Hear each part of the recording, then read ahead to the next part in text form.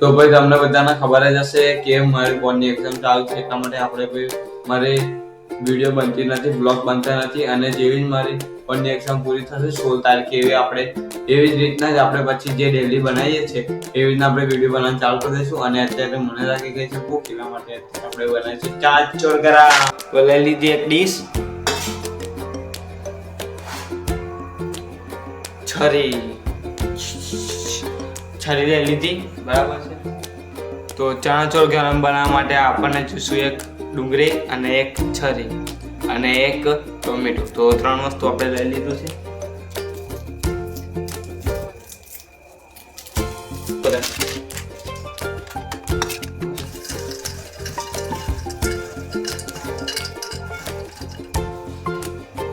તો સૌથી પહેલા ભાઈ તમને ખવડાવવા બરાબર છે, તો ખાઈ લો બરાબર છે.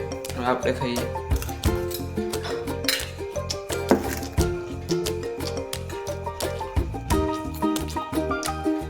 જોરદાર.